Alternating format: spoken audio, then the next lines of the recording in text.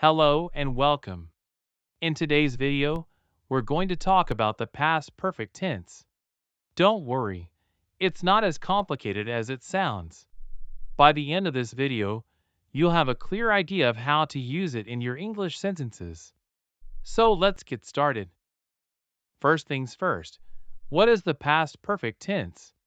Well, it's a grammatical tense used to describe actions that were completed in the past before another past action. In simple terms, it helps us express the order of events in the past. To form the past perfect tense, you typically use had plus the past participle of the main verb. Let's look at an example to make it clearer. Imagine you're telling a story about your day. You say, I arrived at the party. That's your first action. But then, you want to mention that before arriving at the party, you had already eaten dinner. In this case, you would say, I had eaten dinner before I arrived at the party. Had eaten is the past perfect tense. So when should you use the past perfect tense? You use it when you have two actions in the past, and you want to indicate which action happened first.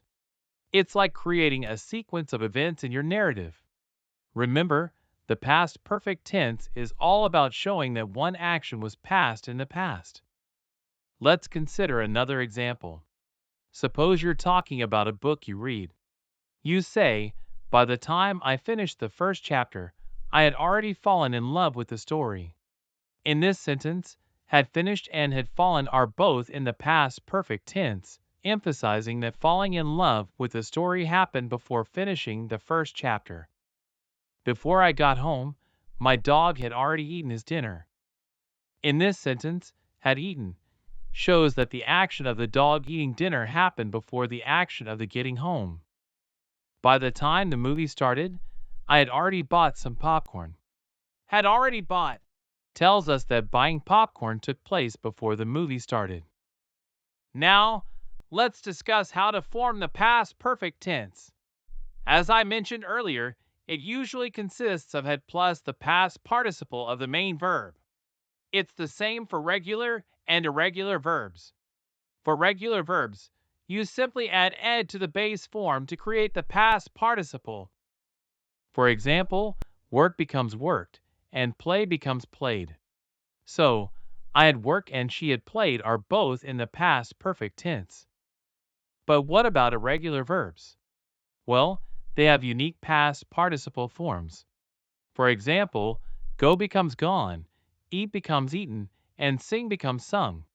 So, I had gone, she had eaten, and he had sung are all examples of irregular verbs in the past perfect tense.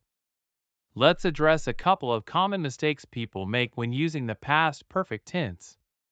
One common error is using it unnecessarily, when the order of events is already clear without it.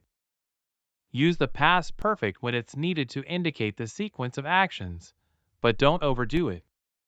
Now, let's explore how we can form negative sentences in the past perfect tense. It's straightforward.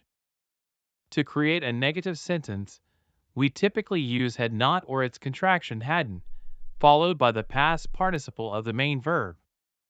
For example, she had not seen that movie before. They hadn't completed the task. Now, how about asking questions in the past perfect tense?